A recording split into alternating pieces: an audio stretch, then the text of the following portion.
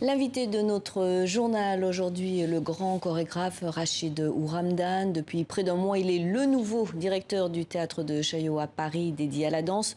Bonjour, merci d'être avec nous. Demain, tous les lieux de culture vont rouvrir leurs portes en France.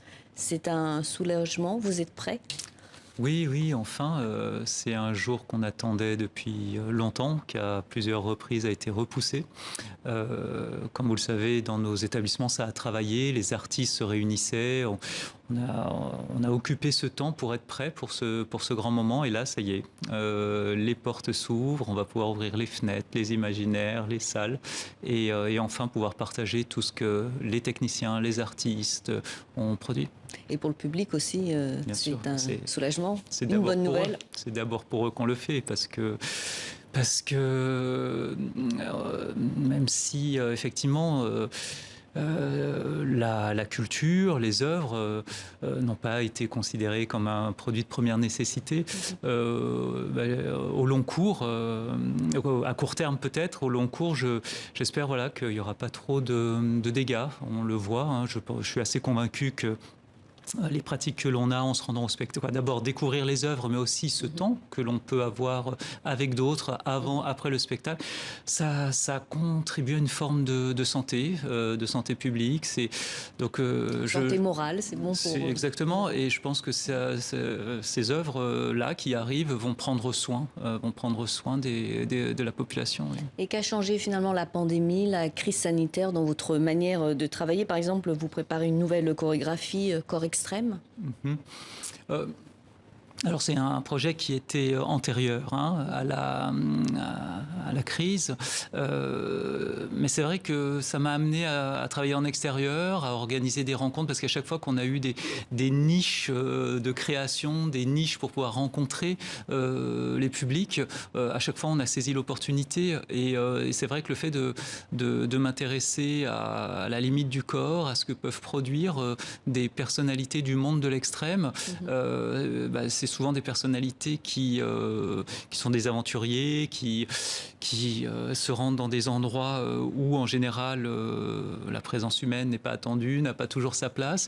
Ils réalisent des prouesses et ça a été l'occasion d'inviter du public dans des immensités naturelles et de voir évoluer des personnes dans les airs. Entre autres, Nathan Paulin, qui est ce funambule qui a battu plusieurs records ces dernières années, qu'on pouvait voir évoluer entre des forteresses. Vous savez, un peu comme un cinéma à l'Antonioni où on voit les personnages au loin, et par des dispositifs d'écoute, on pouvait être plongé dans une musique, dans des témoignages assez intimes de ce pourquoi des personnalités comme lui se frottent à ces environnements où on pense qu'en fait on ne peut pas accéder, et en réalité, voilà, avec un imaginaire, avec une certaine pratique, puis surtout avec une liberté pour expérimenter les choses, pour expérimenter son corps, pour expérimenter les environnements, on se rend compte que parfois on est capable de produire des choses dont on n'avait pas conscience soi-même. C'est d'ailleurs son cas. Il y a eu donc des points positifs. Exactement. Trouver des nouvelles manières de travailler. Oui, et puis peut-être aussi de regarder l'art autrement, parce que si je me suis rapproché de quelqu'un comme Nathan, on va dire c'est sous un angle artistique. Il y a quelque chose de profondément chorégraphique dans ce qu'il produit.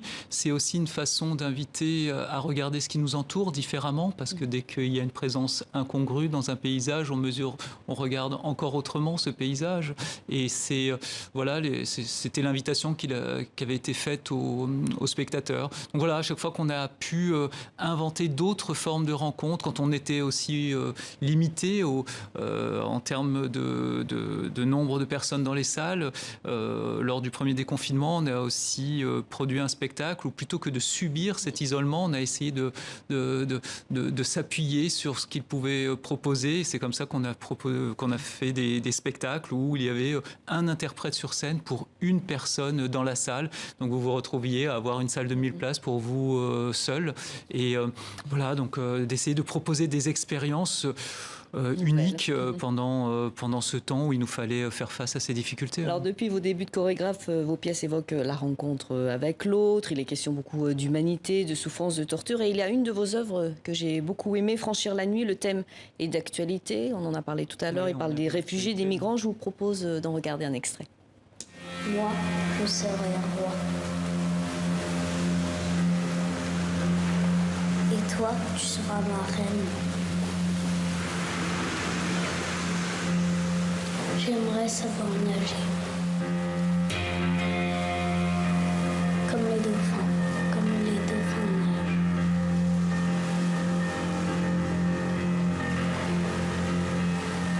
Je me rappelle, on était debout devant le mur et les arbres tiraient au-dessus de nos têtes et on s'embrassait comme si rien ne pouvait tomber.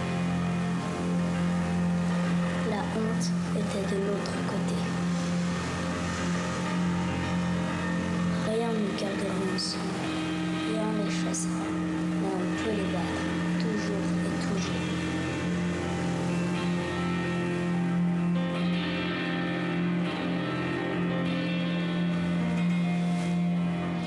Franchir la nuit réunit 6 danseurs et de nombreux enfants, des enfants migrants. Vous les avez rencontrés. Qu'est-ce qui, dans votre chorégraphie, ressort de ces rencontres? Je crois que il y a deux aspects. C'est-à-dire, je suis convaincu que l'art peut agir au-delà du monde artistique et culturel, c'est-à-dire impacter la société dans laquelle on vit, faire face à des grands débats qui occupent la société d'aujourd'hui. D'une part, donc c'est vrai que souvent, quand je me mets en travail, je pars d'un phénomène de société, de quelque chose qui me semble avoir besoin d'être partagé autrement. Et puis, c'est aussi une façon d'essayer de faire avancer l'art chorégraphique en s'inspirant de gestes, de présences qu'on n'a pas l'habitude de voir sur scène.